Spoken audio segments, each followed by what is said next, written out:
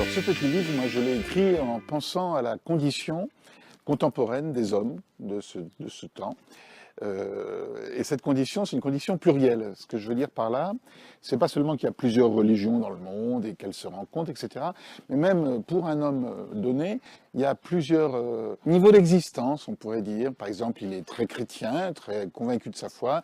En même temps, il aime bien goûter au bouddhisme via le yoga, ou alors il a un ami qui lui est musulman et donc il s'intéresse. Bref, le pluralisme, la pluralité, elle n'est pas seulement entre les religions, elle est déjà dans ma vie. C'était mon point de départ. Et alors pour penser cette pluralité, j'ai pris les trois modèles classiques pour commencer. Les trois modèles classiques, c'est le modèle qu'on appelle exclusiviste, c'est un modèle où on dit bah, finalement j'ai la vérité et les autres l'ont pas, et s'ils veulent l'avoir, bah, ils ont qu'à me rejoindre. Je simplifie, mais c'est un peu ça quand même. Hein. Le deuxième modèle, c'est le modèle inclusiviste. Alors, le modèle inclusiviste, lui, il dit que les autres, eux aussi, ils ont une part de vérité, ils sont éclairés par la vérité, il y a des rayons de la vérité qui les touchent.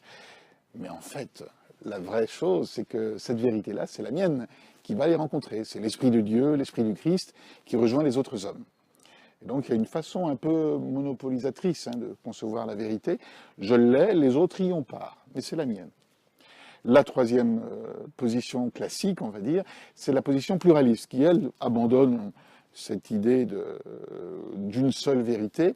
Il y a plusieurs vérités, mais en fait, elles vont toutes vers le même endroit. C'est comme des chemins différents, face nord, face sud, face ouest, on va dire, pour monter sur la même montagne.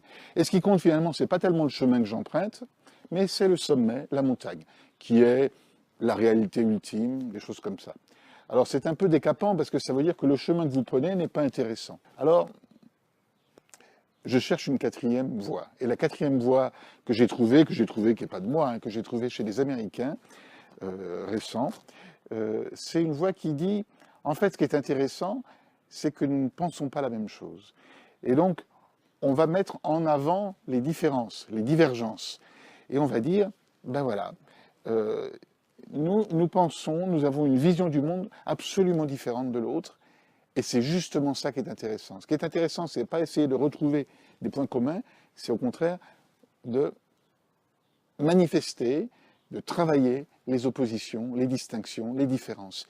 Et il y a tout un problème de traduction d'un monde à l'autre, et c'est ce long travail humble, patient, qu'il faut faire pour entrer dans une vraie théologie du pluralisme religieux.